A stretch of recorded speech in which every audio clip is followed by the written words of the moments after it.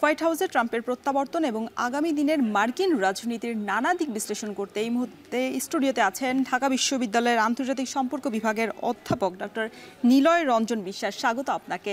আমরা একটু আগে কথা বলছিলাম মার্কিন প্রেসিডেন্ট ডোনাল্ড ট্রাম্পের প্রত্যাবর্তন, আজকে তার শপথ গ্রহণ, সবকিছু মিলে গতবারের তুলনায় এবার কোন দিক থেকে এগিয়ে থাকবেন ডোনাল্ড ট্রাম্প, কি মনে হয় আপনার কাছে?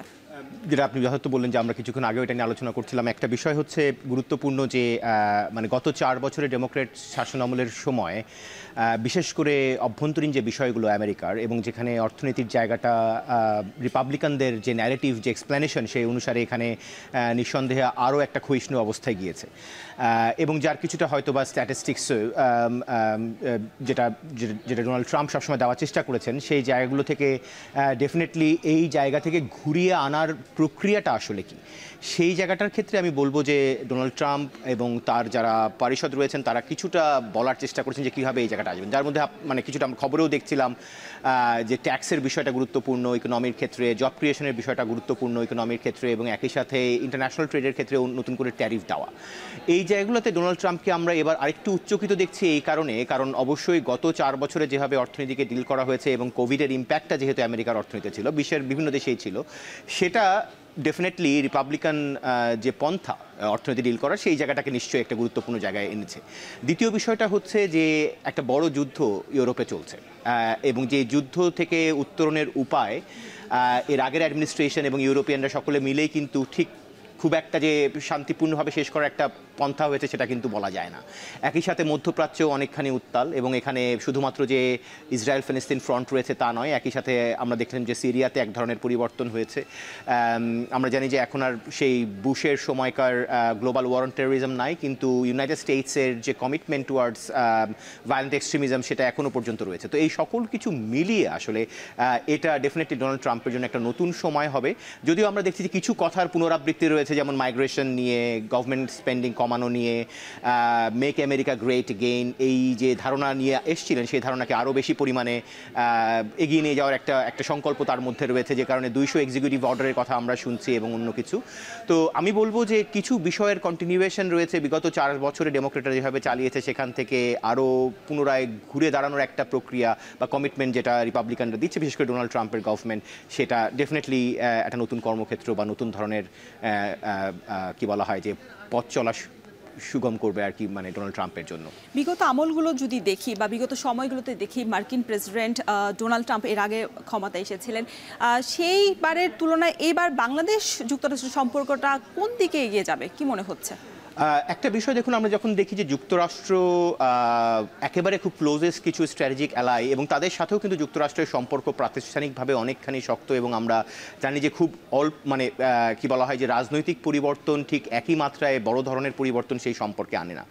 বাংলাদেশের ক্ষেত্রে আমরা যে ধারা দেখে এসেছি, মূলত আমি যদি বলি বাণিজ্যের জায়গাটা, একই সাথে নিরাপত্তার জায়গায় যে কোঅপারেশনের যে জায়গাগুলো রয়েছে, এই জায়গাগুলো মানে আমার ব্যক্তিগত মতামতে মনে হয় যে এগুলো সমুন্নত থাকারই সম্ভাবনা সবচাইতে বেশি। এবং যেহেতু আমরা জানি যে মানে বে অফ বেঙ্গলের লিটোরাল স্টেট হিসেবে বাংলাদেশের একটি কি বলা হয় যে আমরা যেটা বলছি মেরিটাইম সিগনিফিকেন্স রয়েছে এবং সেখানে ইন্দো প্যাসিফিক পলিসির কথা বলি যে সেখানে বাংলাদেশ একটি গুরুত্বপূর্ণ রাষ্ট্র হিসেবে বিবেচিত হয়ে থাকে।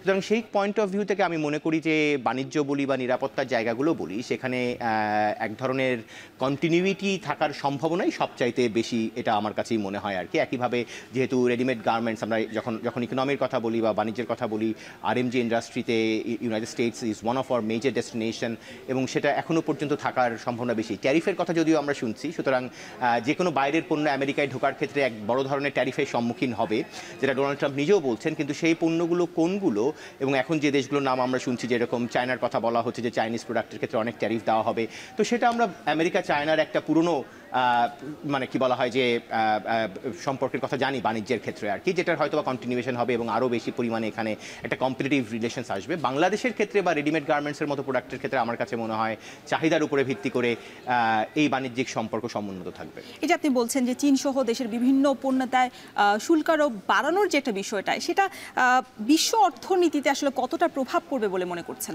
দেখুন, এটা আসলে সবচেয়ে ভালো একজন ইকোনমিস্ট বলতে পারবেন। আন্তর্জাতিক সম্পর্কের ছাত্র হিসেবে আমি যেভাবে দেখি যে চীনের সাথে বাণিজ্য যুদ্ধ এই শব্দটা বহুবার মানে এর আগে থেকেও ব্যবহৃত হয়ে আসছে। আমরা রিপাবলিকানদের সময় এটা বেশি দেখি।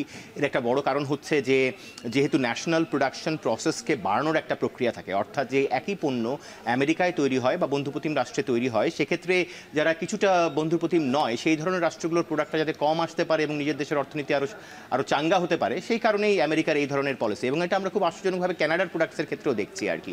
সো যাই হোক, চায়নার ক্ষেত্রে যেটা গুরুত্বপূর্ণ যে চায়না তার প্রোডাক্ট সেল করার ক্ষেত্রে অল্টারনেটিভ মার্কেট তো চায়নার রয়েছে, যেহেতু আমেরিকা শুধু একমাত্র মার্কেট কিনা।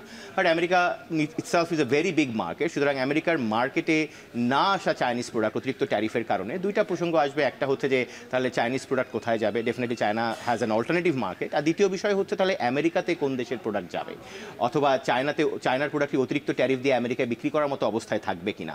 সুতরাং এটা রিপাবলিকানদের পলিসি বলি বা ডোনাল্ড ট্রাম্পের নিজস্ব এজেন্ডা বলি, যেখান থেকে বলি না কেন, যে ডোনাল্ড ট্রাম্প চাইবেই যে আমেরিকান প্রোডাক্টের উৎপাদন আরও বাড়ুক, আমেরিকান প্রোডাক্ট আমেরিকার মানে নিজস্ব দেশে যেন এটা আরও ভালোভাবে বিক্রি হয়। এক ধরনের আমরা ন্যাশনালিস্ট ইকোনমিক পলিসি থেকে যদি চিন্তা করার চেষ্টা করি আর কি। Chinese products will be sailed in other places as well. So আমার কাছে মনে হয় যে প্রোডাকশন প্রসেসে এটা একটা প্রভাব ফেলবে না, যেহেতু একদম বড় ধরনের ক্যাপিটালিস্ট ইকোনমিক স্ট্রাকচারের মধ্যে রয়েছি। বাট চায়না এবং আমেরিকার মধ্যকার যে ইকোনমিক টাগ অফ ওয়ার, সেটা দুই দেশের অর্থনীতির ক্ষেত্রে ডেফিনেটলি অনেক বড় প্রভাব ফেলবে। স্যার, আপনাকে অনেক ধন্যবাদ এতক্ষণ এই বিষয়ে আলোচনা করার জন্য। Thank you. এতক্ষণ ডোনাল্ড ট্রাম্পের প্রত্যাবর্তন হোয়াইট হাউসে এবং আগামী দিনের মার্কিন রাজনীতির বিষয়ে কথা বলতে ঢাকা বিশ্ববিদ্যালয়ের আন্তর্জাতিক সম্পর্ক বিভাগের অধ্যাপক ডক্টর নিলয় রঞ্জন বিশ্বাসের সাথে আমরা ছিলাম।